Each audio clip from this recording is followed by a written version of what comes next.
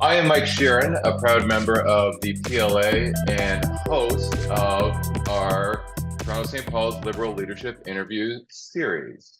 We are chatting with all of the amazing candidates running to be the leader of the Ontario Liberal Party. Now, remember, this is the first time we're electing a leader using the one member, one vote system. And as a result, when you do vote on Sunday, November 26th, you will not just be choosing one name, you will actually be ranking the candidates. So it's really important to get to know all of them as much as possible.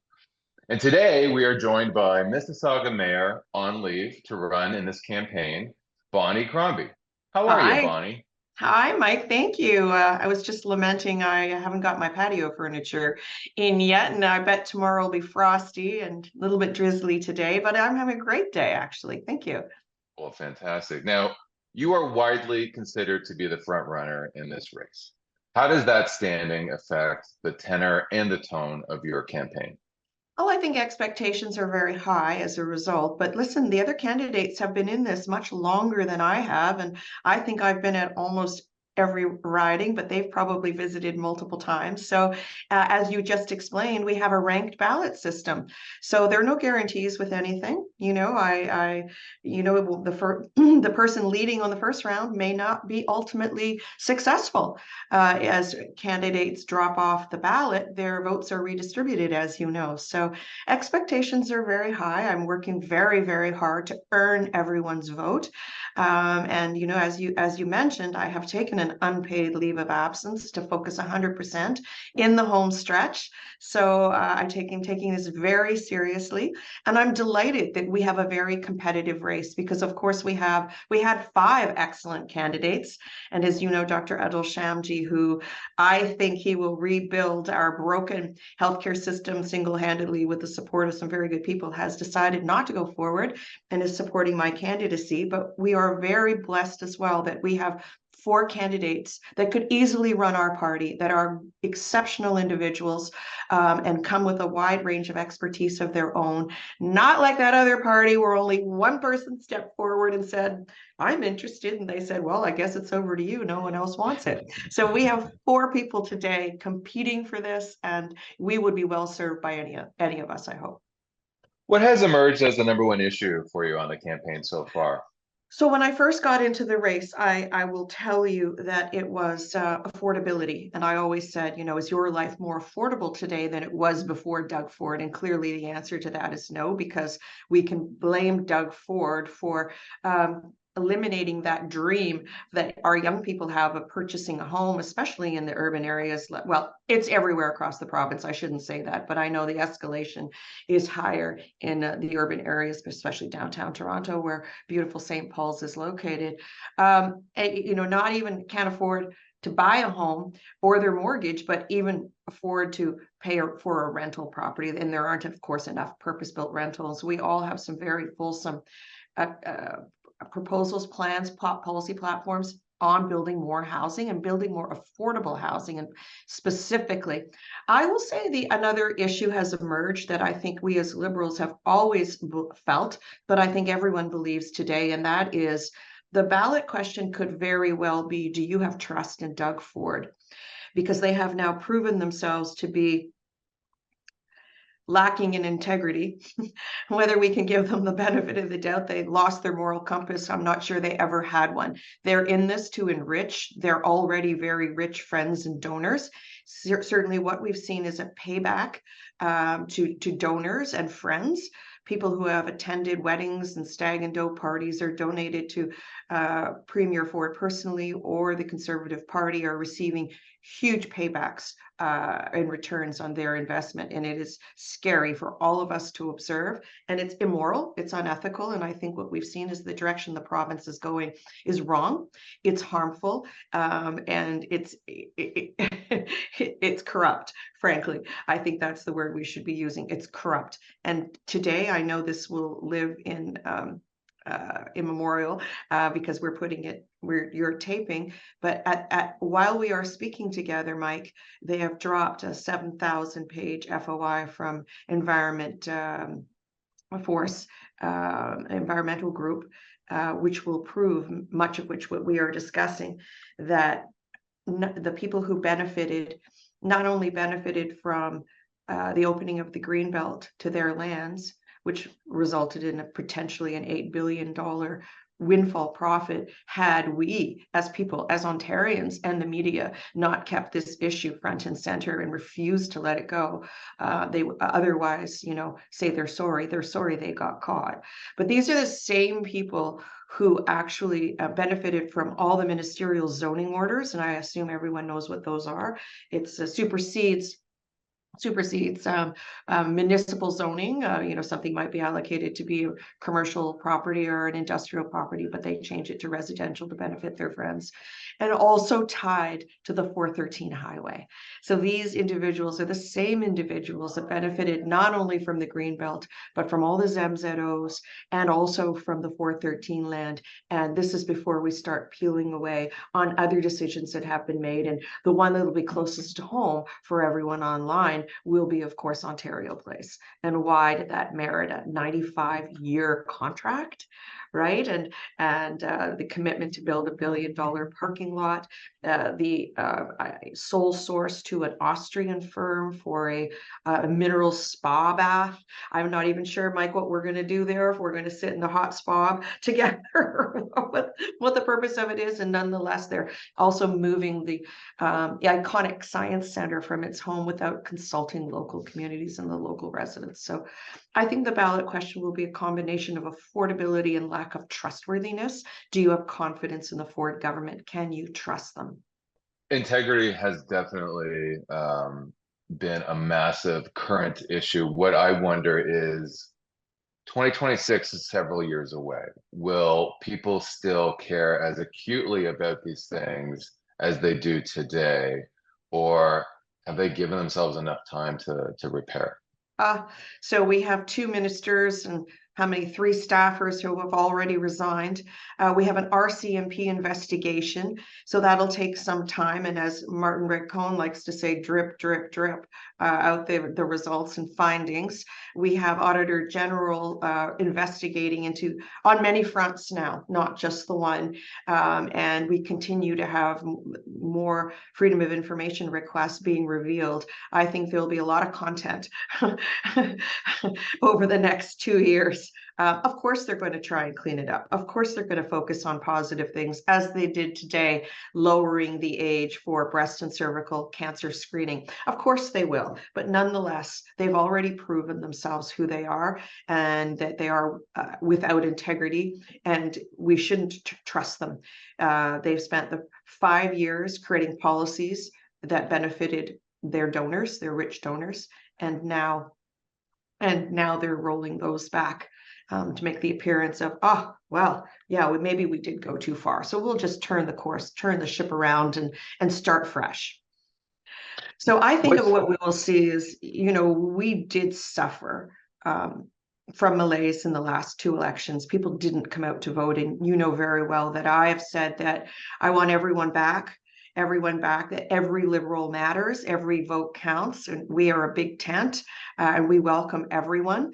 And then unfortunately, there were people who were disillusioned and stayed home and didn't vote, or people who were pragmatic and may have voted for another party to stop Doug Ford. We need everyone back, and we need everyone engaged. And as we saw in 2018, when people are determined to vote out of government, they come out. And we have to create that spark across the province to continue to reinvigorate our party and our brand, as we're doing with the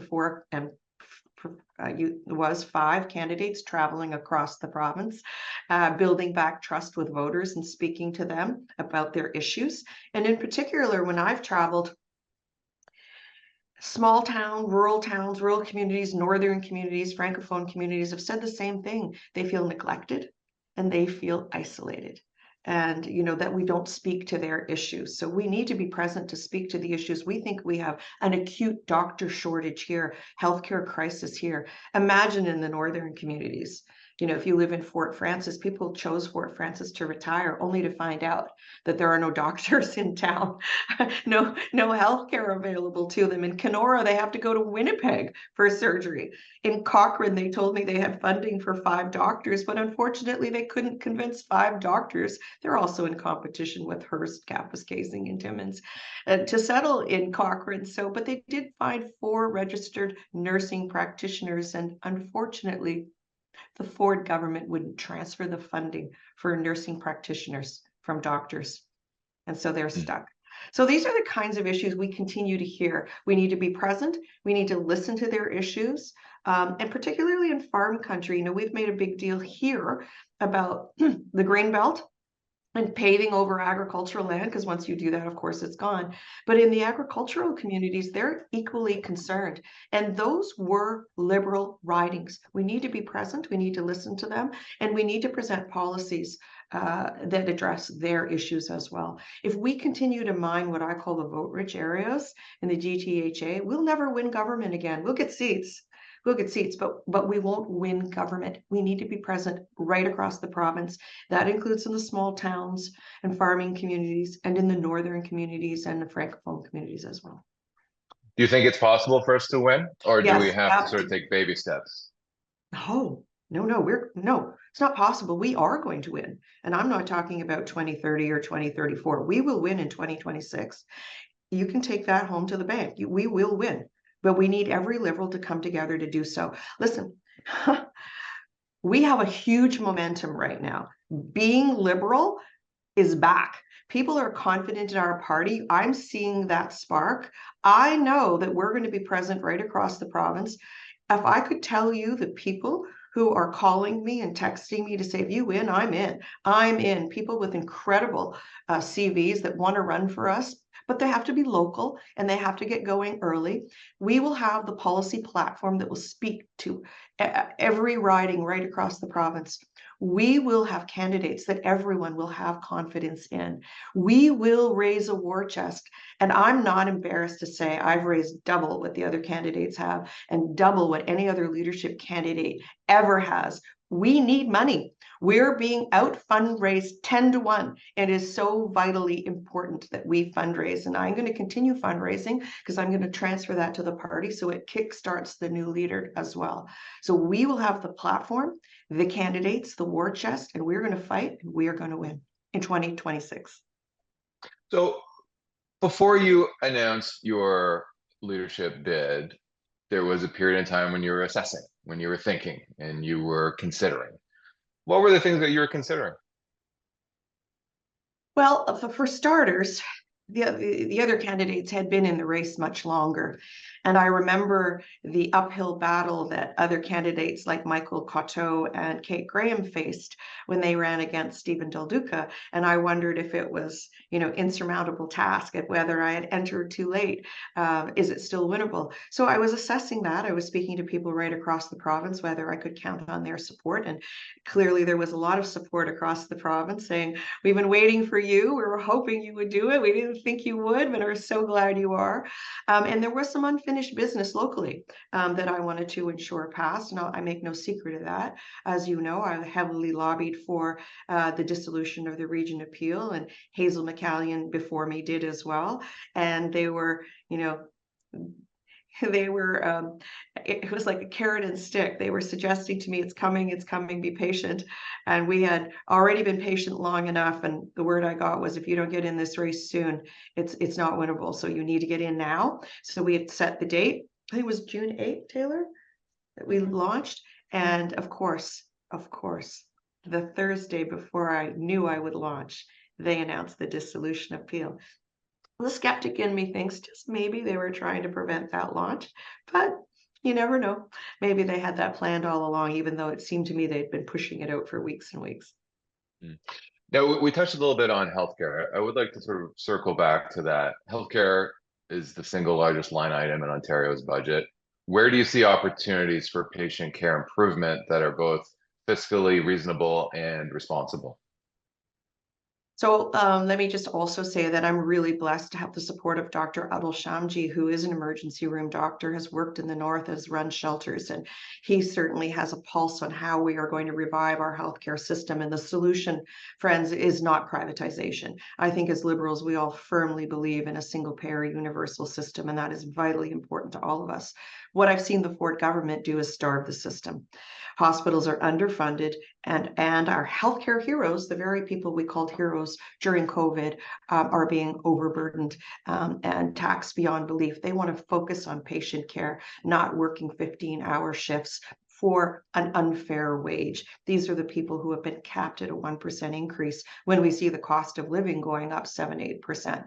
So we need to ensure that they have a fair wage, and we would repeal Bill 124, but we need to get more doctors and nurses in the system. So first, let me say the $22 billion so-called surplus is not a surplus sitting in general revenue because they're astute fiscal managers. They are not. They are incompetent, and we know that. And they're starving the system intentionally, both the education system and the healthcare system. So we need to put the money where it should go in healthcare.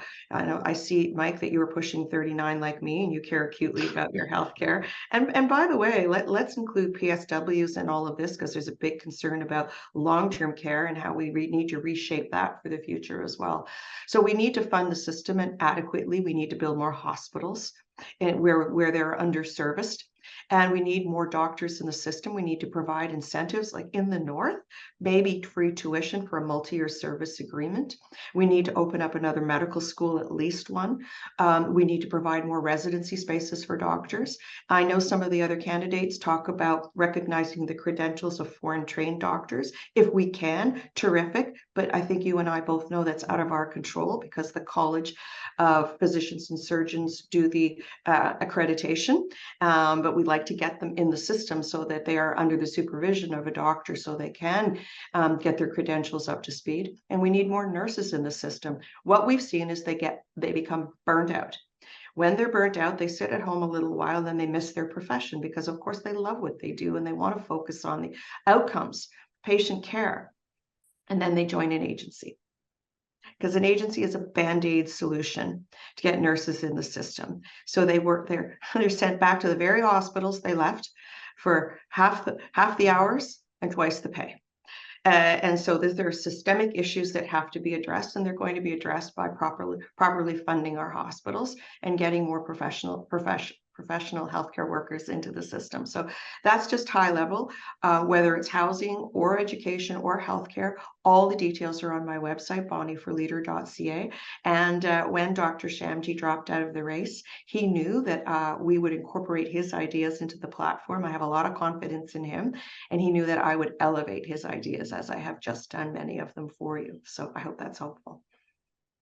Well, and a lot of what can be done is predicated on there being a strong economy.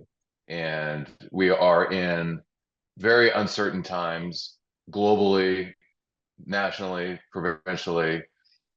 How do you see your ability to grow the Ontario economy? That's a great question. And I'm so honored, because as mayor of the third largest city in Ontario, I actually have the second largest economy. We outperform in Mississauga, the city of Ottawa. And I have grown this economy our economy much the way Hazel McCallion did before me. I'm out very present, closing deals with CEOs to attract investment into my city. I brought, in fact, 3,000 jobs during COVID. I'm very, very proud of that. And in the key sectors we've created, which are for us advanced manufacturing, aerospace, clean tech, by the way, life sciences, and finance, insurance, real estate, something we call FIRE. So we are hedged because we have a very strong, diverse economy here, and so Ontario needs to be. And we also need to preserve our OEM sector, auto manufacturing, as well as aerospace, because for me it's all about aerospace, but we have strong auto here as well. I'm one of the auto mayors, but we do in Ontario, and we need to protect and preserve that and continue to bring in investment and ensure that our young people are trained for the jobs of tomorrow. And that is vitally critical as well. And I work with the high schools, the colleges, and the universities in Mississauga to ensure that the programming, the content will serve our employers here in Mississauga so that they're being trained for the jobs that are available, so that our young people can be trained at home,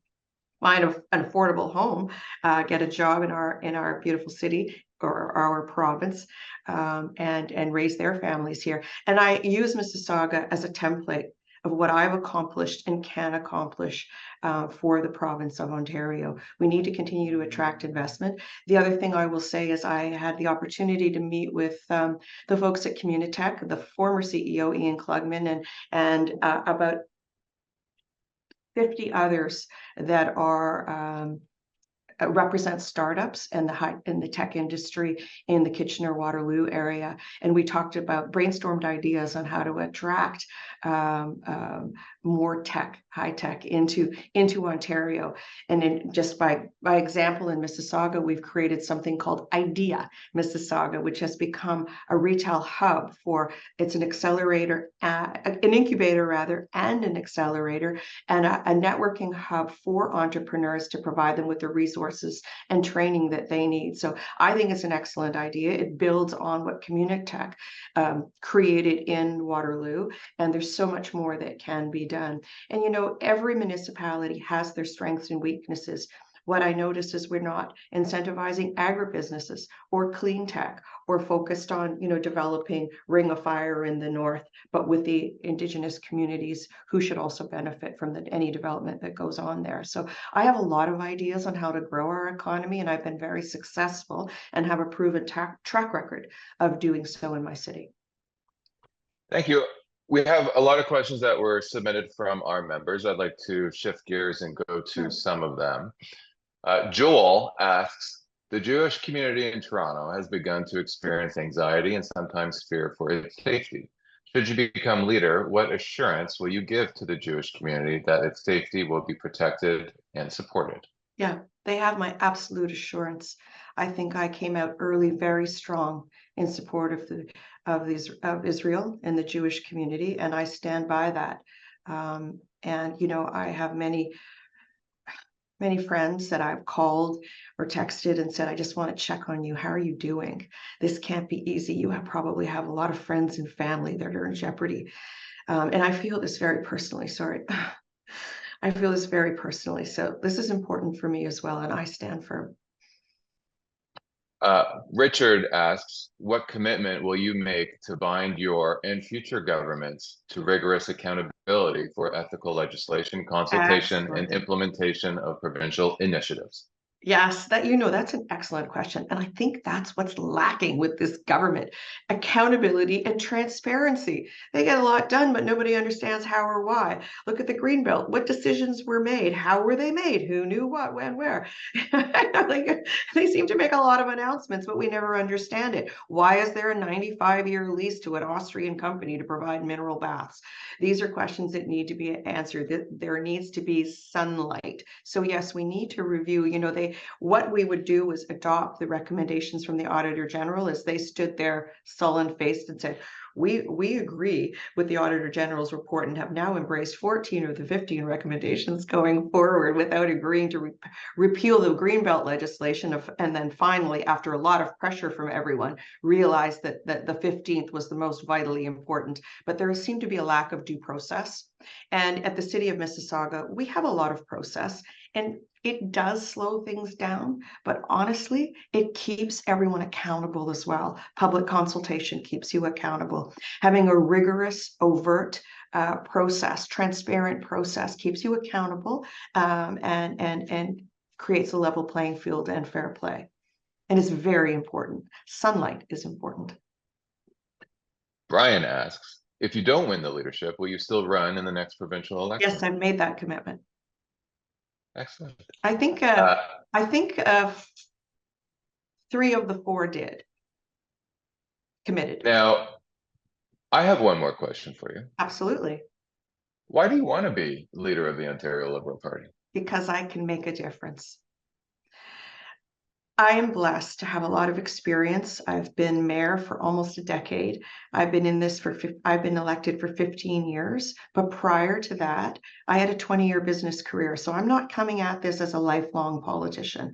I'm a business person with an MBA and a director's degree from Rotman. I sit on boards like Electra and Police Board.